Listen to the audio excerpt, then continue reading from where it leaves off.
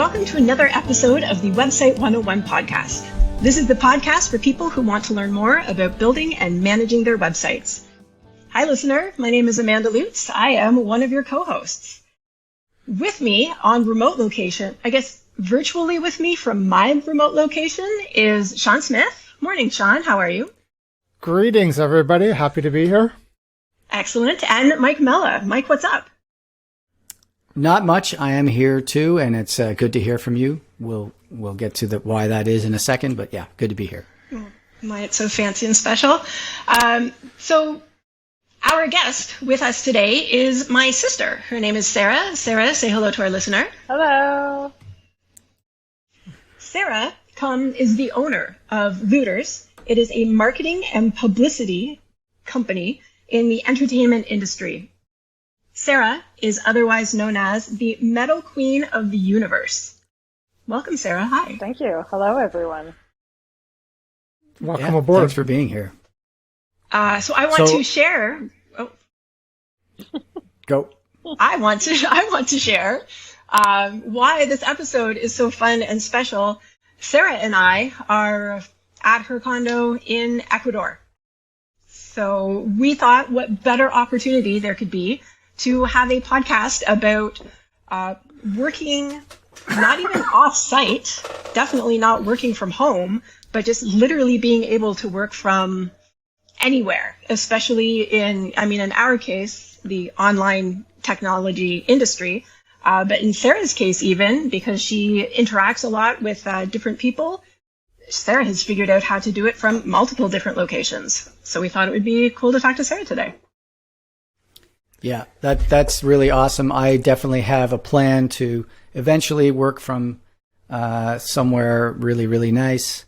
I mean, Toronto is really, really nice, but not at the moment. It's buried under a foot of snow or something, so it's not as nice as where you guys are. So yeah, I'd like to learn more about this. I honestly think that Amanda chose to do this episode now to show off that she's away from the snow. 100% yes. Good call, Sean. Sarah, what was the temperature today when we went and had delicious ceviche for lunch on the beach? I didn't look. It was definitely over 30 though, maybe 33 around in there Celsius for our Canadian and European friends. Meanwhile, we're sitting at -2 or something. Yeah, just saying you were on the beach is probably, you could stop there. You don't even need to talk about the temperature. Yes. So, yes, all right, let's nice. get this going. Let's get going with some questions then here, because I am very curious to know, in your role of Metal Queen of the Universe, what is it you do? In your job, what is it exactly? So our company, specifically, for myself, I've always worked in the music industry.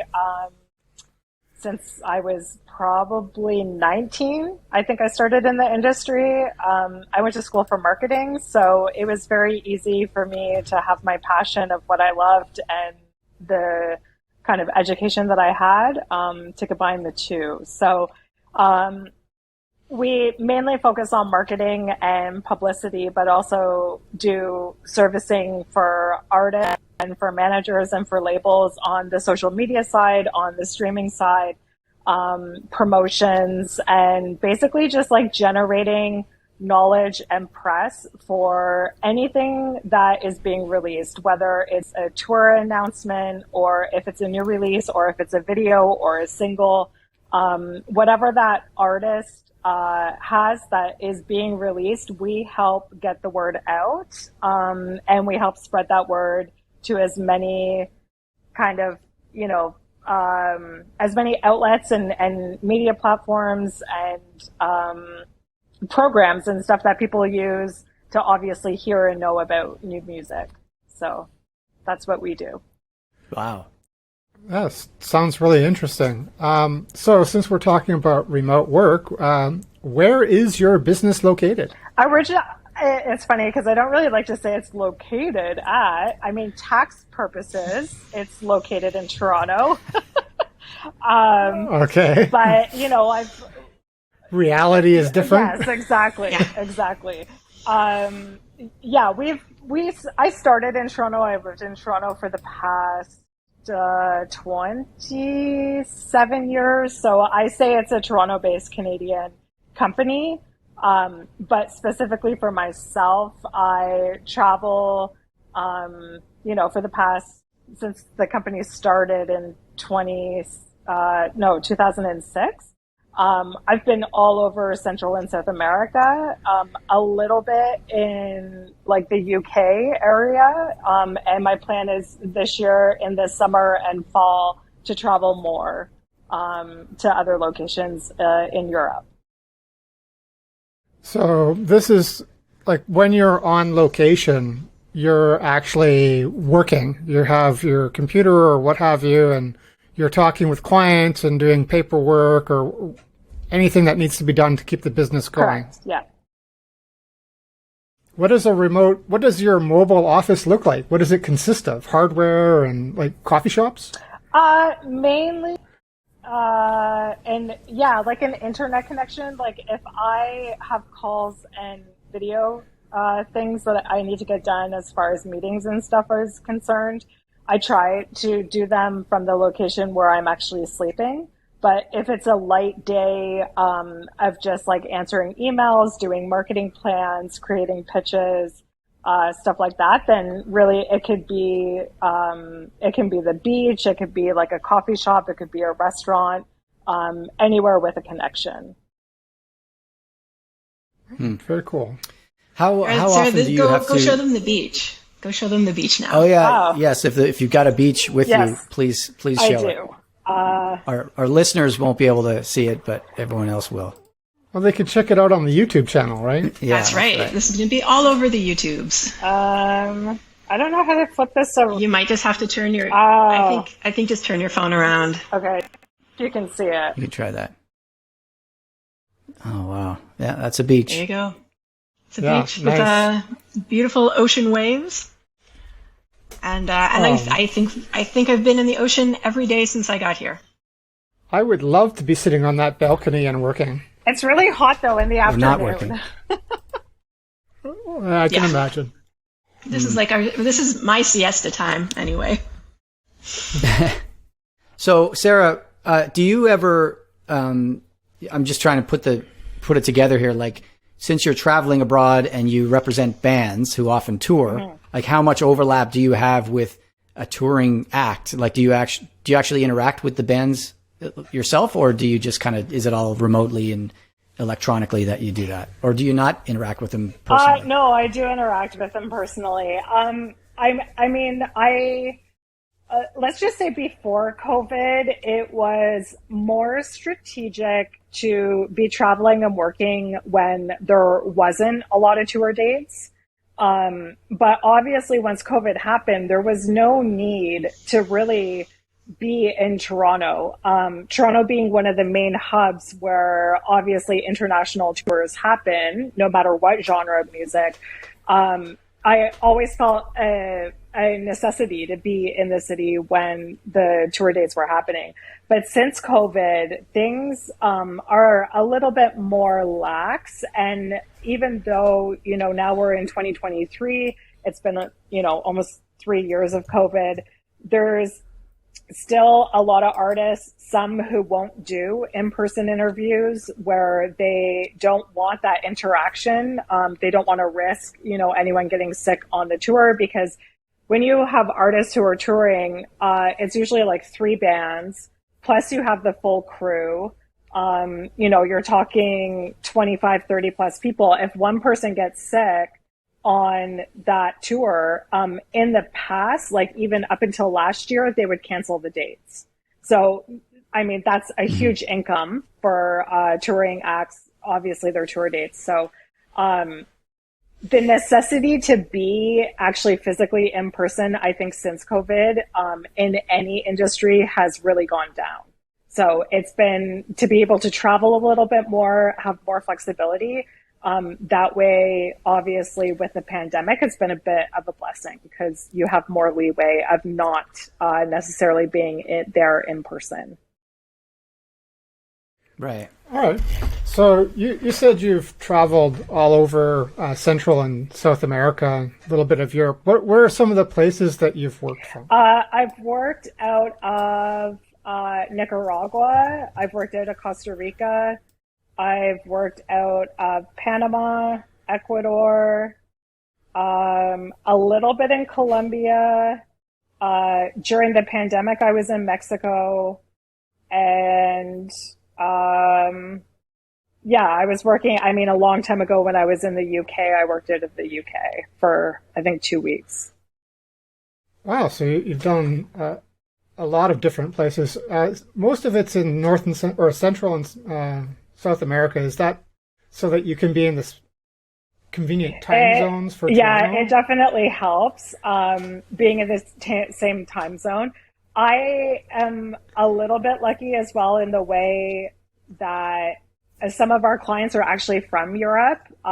So everyone in our industry kind of understands the time zones, and we show leeway towards one another and kind of, like work our schedule around when we may need an answer or need something. So it's less of a demand, like you have to answer me by the end of the day.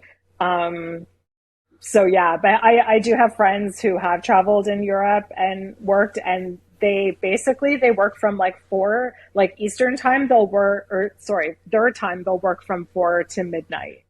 That's a typical 8-hour day, and it gives them enough time to work Eastern time zone. Yeah, there's a little bit of overlap with Europe. I lived in Asia, and there's almost no overlap with North America. Wow.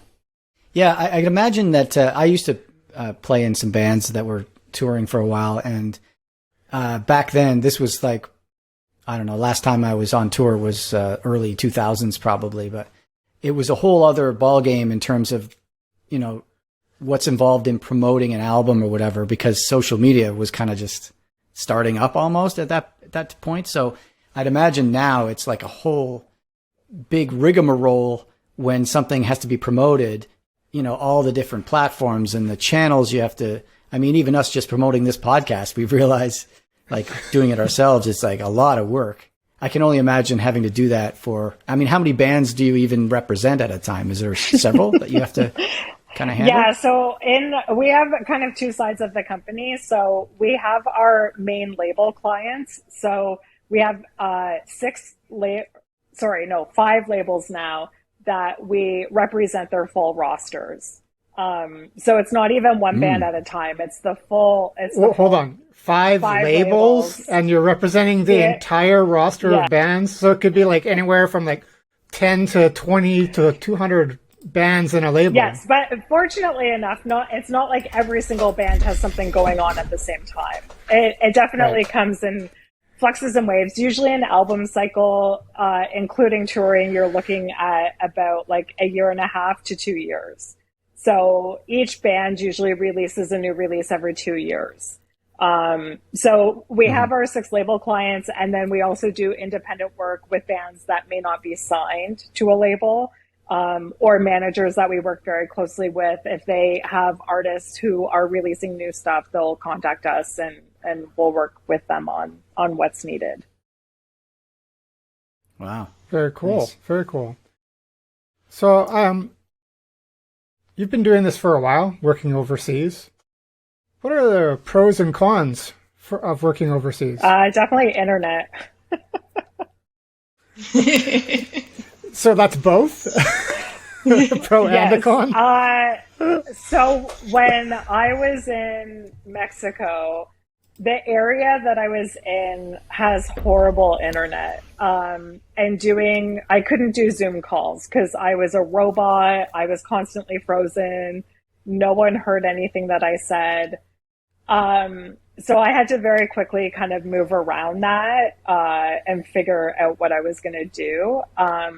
But definitely I think that the best pro is that as you're traveling and working, I think during the pandemic, people really realized I think it depends on your job, but they kind of realized, you know what, work gets done whether you're in the office or not. And what a lot of people found who weren't used to it, who were not used to it, when they worked from home, they actually finished their work sooner. So in that same mentality, as you're traveling, you're finishing work sooner. And it's not like you're necessarily clocking in those 8 to 10 hours inside the office. So you have more free time to where you are and kind of like, you know, if that's what you like to do, which I love to do, like you get to see the world and meet different people and get to hear their stories and, you know, their struggles and where they came from and where they're going. And it's interesting. Mm-hmm. Cool. Yeah. Do you find you meet a lot of new people? Like you must know so many people if you're traveling all the time. And do you ever struggle with like friendships back home? You know, and the fact that you're away a lot, you know, does that ever impact things like that? Not really. I mean, I think your true friends are always going to be there. And I definitely, you know, I kept in touch with those people who I was really, you know, like friends with, and no matter where I was, we would talk. So that never really went away. Right. Right. And I guess you're, you know, since COVID happened and everyone started working remotely, like you were ahead of that game and you sort of like people now see that, oh, well, you know, it can be done. A lot of the stuff can be done from anywhere. And it seems to be the direction the world's moving in, right? Yeah, definitely. Where it's not a problem anymore. Yeah. Mm-hmm. Do you notice any particular business related benefits of traveling abroad? I'm not suggesting there's any tax loopholes, but you know, is there any other perks to, I don't know, doing your business from all these different places? I mean, for me, like if you have a clientele or if you're working with one of your clients who is an international company, it's nice to kind of like see, you know, like meet some of those people and, you know, like see where they work out of and kind of like how they set up their days and stuff. So I think for people who kind of like have that advantage, that's really good and nice. And as well, it kind of takes the guessing game out of like, oh, what's good in this area? And, you know, like where should I go and what's good and what's bad? And where should I kind of stay out of and stuff like that. You have a local kind of already there. And as well as, you know, it's depending on the areas that you're in and the industry that you're in, there's potential. For me, I see potential business everywhere. I'm always like kind of looking like, you know, talking to people. What do you do? What's the scene here? You know, for me, because marketing is marketing, you can kind of do anything, right? So I think there's always potential for new business everywhere I go. Right. Well, and on a personal note, I can totally attest that like Sarah's introduced me to a bunch of her neighbors around here, like in the building, neighboring buildings, and just everyone is so nice and so welcoming and helping us out. And yeah, it's if Sarah has been as lucky in all the places that she's been to as here, then yeah, why wouldn't she keep doing it? It's been great. Right. Do you ever have any language issues on these countries you go to? Yes. Like, how many countries do you go where you don't speak the language? All of Central and South America. Okay. Yeah. By no means am I fluent. I can somewhat understand and I can ask questions and I can get around okay. I think the longer you stay in a country, obviously the more you're going to know their language. It's a very hard thing, but I feel honestly, and this is like almost a life lesson, I guess you can say as well, is that if you're vulnerable enough to tell someone like, I'm sorry, I don't understand, or like, you know, can you repeat that or speak slower? You know, they'll be more accommodating, than if you just, you know, were very much so kind of like, I refuse to speak Spanish. I refuse, you know, like, I'm just gonna speak English to you, and hopefully, you'll get it. But I mean, people are pretty accommodating in Central and South America. Obviously, they see I'm white, so I find a lot of charades happens when you're in places. You're like nice. Pointing and like money and telephone and whatever. Yeah. Right. That checks with my experience living overseas as well. I lived in South Korea for 14 years, so yeah. And how long but did Sarah's it also take been you? taking Spanish. I'm sorry, I missed what Amanda said.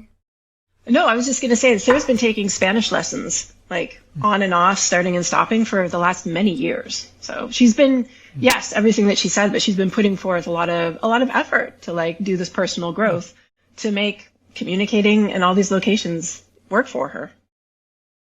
Nice. Yeah, I do think it's really important to put the effort in. I knew a lot of expats that were way better than me, but I also knew a lot of expats that didn't even try. And it's like, Yeah. you can't even take a taxi and you've been here for 10 years. What is wrong with you? How long, when you were in South Korea, did you ever pick it? Like, I guess like me, like I wish and hope and dream for the day that I can have like, like a really good conversation, like gossiping about whatever. Did you ever pick that up? Or? I did not get that well. I did not get that good. I was kind of like lower intermediate. I could hold simple conversations and definitely shopping, getting around, and simple medical stuff if I needed to. But I not talking about the meaning of life. Right. And don't ask me to do it now because it drives my wife nuts. I lost almost all my Korean since I've been back for over 10 years now. I have another question that popped up in my head while you were talking. Is like, you're moving from country to country, and your business is based in Canada, so it's not like you're getting permanent residency or citizenship in these countries that you're visiting. How do you deal with renting an apartment, getting medical insurance or health insurance or anything like this that is only available to citizens? Because I know a lot of countries, they're not going to rent apartments to people who just come from overseas or sell property or whatever. Right. I'm usually not in, I'd say I'm usually not really in a space long enough to rent an apartment. Like when I was in Mexico, I lived with my significant other. And in Ecuador, we're in a condo building, and these are places that I actually own. So I've never really had to go through the rental process of, kind of doing these things. Every country is different, though, and I find in Mexico, Mexico is different than Nicaragua. It's different than Costa Rica. It's every place you're going to find whatever the case may be. Sure. But usually, I mean, like I Airbnb a lot of spots because obviously I'm from North America. You have, not to say the exchange is the greatest right now because it's not in any currency, but you have a little bit more leeway, I guess, that you can kind of, if you stay longer at a place, you can negotiate the price and you pay, the Canadian rate. So I've never really had to experience that. And while I'm traveling, like my credit card has health, will cover health. So I never get extra insurance unless if I know I'm going to be at a place long term. And usually it's the same as in Mexico, where if they need an address, a lot of times your insurance agent or whoever you're speaking with will help you use their address. So again, people are kind of accommodating. I ask a lot of questions to other expats who live in the area, like how can I do this and how do you go about doing that if it's something that I feel is necessary that I need. Oh, that's cool. What do you consider long-term living? And what is your average stay in these countries or locations? Well, Mexico's been my longest. I was there for 3 years. Yeah, that's definitely long term. Yeah. Usually like Costa Rica, Nicaragua, even Ecuador, these places, it's usually like, 2 to 6 weeks, depending. All right. Yeah, that's definitely in the range of long vacation and not a long-term stay. Right. Yeah. Okay. Yeah, that makes a lot more sense then. How much? I'm trying to visualize how you schedule your year, kind of thing. Like how far in advance do you say, okay, I'm going to be living there at that point? You know what I mean? If you have so many different places, or is it just like this part of my life, I'm interested in Mexico, or how does that go? Usually I'll take so for example, for this trip, I think I planned it in, I believe it was maybe in October or November. Myself and Amanda were having dinner and we were just chit-chatting, and I'm like, I kind of looked at my calendar and was like, oh, I'm not busy. There's no shows in Toronto, or there's not a lot of shows that I have to be at. I'm going to be away during this period. Why don't you come to Ecuador, basically? So usually at least, 6 months in advance. I got to tell you, a lot of my travel planning nowadays has to do with when is the cheapest flights. Because obviously, it's so, even I, have been saying to Amanda, I was in Ecuador 6 years ago. 5 years ago was the last time I was here. I was here for a month. And even though some stuff is like, beers are $2, a cab is $1, things, there are lots of things that are still very, very cheap, but the food, much like everywhere else, has like risen at least double, if not more. Gas is higher. Yes, like stuff like that. So I'm more cautious of like when I go somewhere and for how long, depending on how much it's going to cost me. So cost of living is impacting everywhere, not just Canada. Yeah. Yeah. All right. So we're getting close to the end here, or time. Do you have some tips for people who would like to move abroad and work? I would say that when you go somewhere, plan to check out other areas in that same area. What happens a lot of time is people have grandiose ideas. If they visiting somewhere for a week is a lot different than living somewhere for over a couple weeks, or longer. It can be challenging. You need to know their ecosystem. You need to know what's good, what's bad, what happens. You need to know about the area. Like, are there earthquakes? Are there forest fires? Is there pollution dumping in the rivers that's going into the ocean? How eco is it? Is there a lot of hotels? How's the internet? Like, all of these things will only help you if you try to find the answers before you leave. And then as well, I think that's really, sorry, what was the question again? That is tips for people living abroad. Yeah, I thought it was a good solid answer too. Okay. Yeah.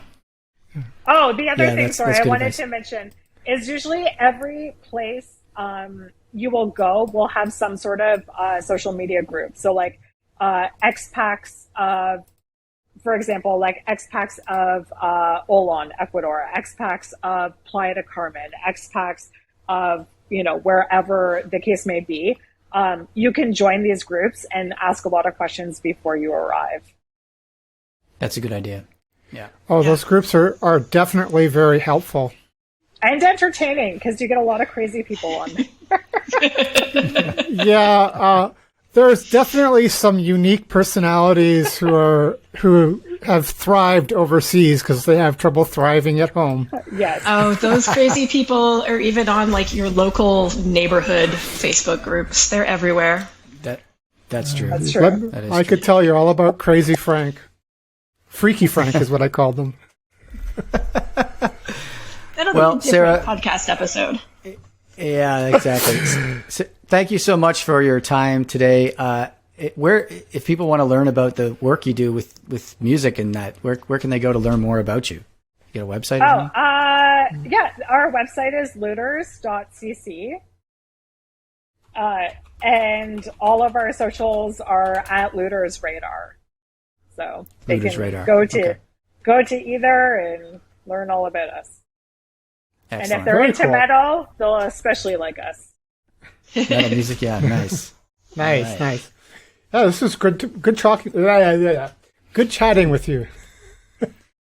Yeah, thank you very much, Sarah. Thank you, Sarah. And Thanks, thank you for everyone. letting me come to your home away from home. Yeah, next time she's course. going to bring the two of us as well, so you'll be hosting three of us next Hey, time. No? you guys can book it on Airbnb and do the whole week here. Right. All right, I'll look Super. into that.